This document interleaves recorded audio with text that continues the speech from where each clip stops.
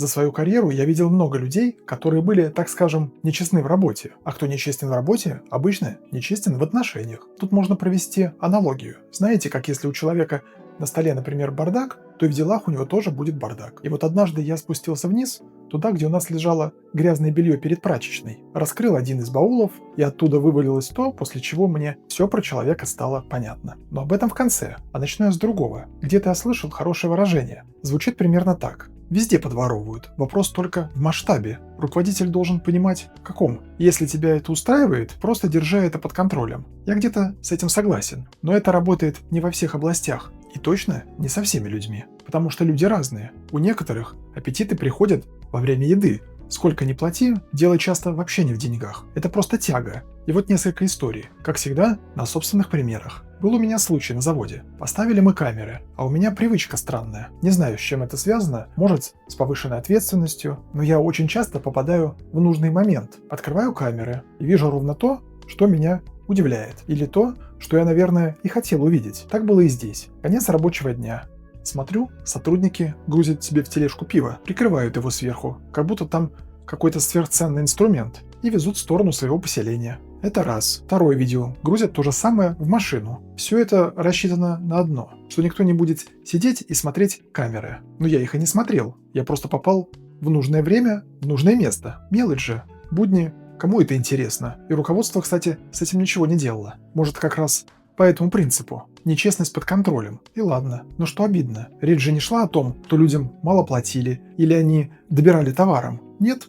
Просто такая тяга. Мне потом рассказывали еще один случай. Была мясная лавка. Работала там женщина. Зарплата хорошая. Прям действительно хорошая. И она все равно прихватывала мясо. По чуть-чуть, но прихватывала. Хотя могла его просто купить. На ее финансах это бы никак не сказалось. Но нет, все равно. В итоге поймали и уволили.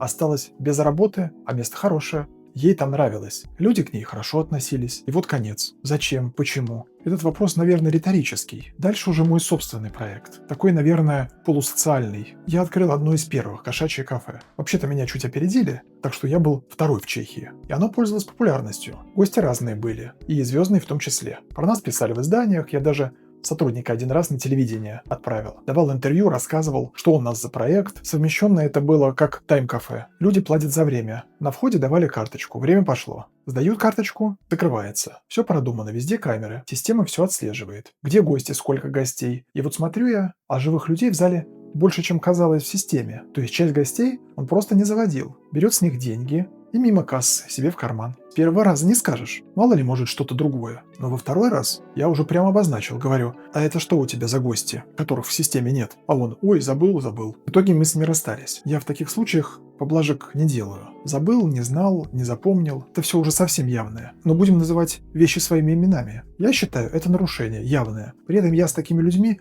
никогда не расставался по каким-то там статьям. Зачем человеку портить судьбу? Куда-то обращаться? Мне это не нужно. Жизнь, мне кажется, сама все расставит на места. Просто мне с такими людьми дальше не по пути. А теперь самое острое. Вопрос персонала. Мало того, что людей сложно найти, так из тех, кого нашел, тебе еще надо найти честных, ответственных, трудолюбивых. Такое себе, в общем. И вот горничные. Они заходят в номера, когда там нет людей, делают регулярную уборку. И ты не понимаешь, могут ли они что-то взять, берут ли. Тут у меня тоже были проблемы. Когда у кого-то что-то якобы пропадало. Приехала как-то мама с сыном. Уехали. И через 2 недели говорят, мы положили 100 евро в папку. Такую, знаете, папки для гостей в отелях. Там информация и много чего другого. Сын туда якобы положил 100 евро. Они их забыли и уехали. А вспомнили через 2 недели. Как это проверить? Непонятно. Скорее всего, ничего и не было. Уж очень быстро они потом заднюю дали. Но вот как докажешь? Ты же берешь людей, ты им доверяешь. Не повесишь же горничный GoPro на голову. Хотя я бывало так шутил. Говорю, будете время тянуть, повешу вам по камере. Заведу канал на YouTube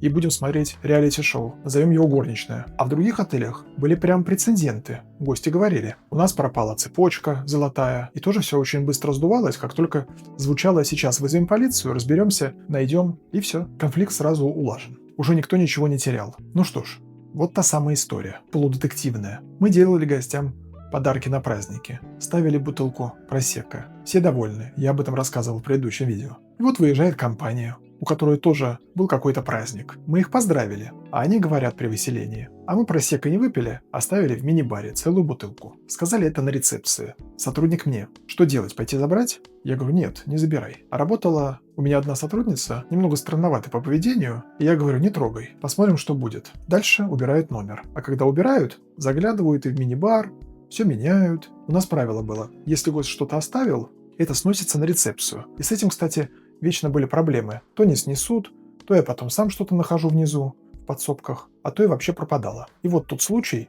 с просека оказался знаковым. Я просто решил посмотреть, а что произойдет. Никто ничего не сказал. Уборка закончилась. Иду вниз, туда, где грязное белье. Его сносят, складывают в баулы. Потом забирает прачечная. Думаю, дай-ка посмотрю. Так, поверх. Разворошил первый, ничего. Как обычно. Смотрю второй. Опа, бутылка та самая. Просека, та, которую гости оставили в номере. Рядом коробка гигиенических салфеток, целая, запечатанная. Потом кофе, упаковка, тоже целая. И вот тут уже все понятно, что, для чего и почему. Потому что это не забыли, это набор домой. Даю еще шанс. Мало ли.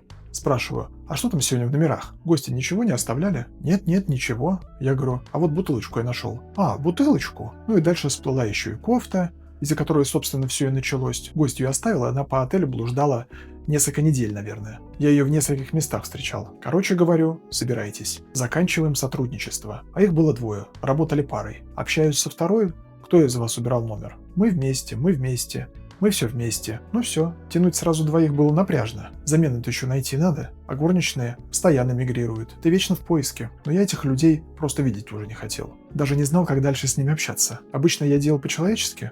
Сначала находишь замену, потом прощаешься. Но тут была такая неприличная наглость, что уже ничего не хотелось. И пришлось прощаться сразу, даже ценой дискомфорта в персонале. А потом, когда их уже не было, мне рассказали еще кое-что. Что эта барышня на работе спала. Не будешь же ходить за ними целый день. Да и в отеле ты не постоянно находишься, уезжаешь куда-то. Она зашла, закрылась в номере и вздремнула часок-другой. А оплата-то была почасовая, и все это время оплачивалось. Вот так. Очень часто за красивым фасадом скрывается то, что нормальному человеку и в голову бы не пришло. А оно так работает. Работа горничных, я про это уже снимал ролик, про то, кто главный человек в отеле. И это не шутка. Эти люди действительно важны, очень важны. На них держится очень многое. Но люди бывают тоже разные. И вот здесь та самая схема с контролируемыми убытками уже не работает. На заводе ладно, это твои деньги. Нашел, не нашел, доказал, не доказал. Терпишь, терпи. А в отеле так нельзя. Потому что пропасть может не у тебя, а у гостя. И тогда все, репутации конец. А репутацию ты строил годами. Поэтому я вам так скажу. Можно где-то урвать на короткой дистанции, но на длинной это всегда возвращается. А у вас было такое? Когда человек с хорошей зарплатой, у которого вроде все нормально, все равно прихватывал? Напишите в комментариях. И как думаете, почему люди так делают? Мне правда интересно. До встречи.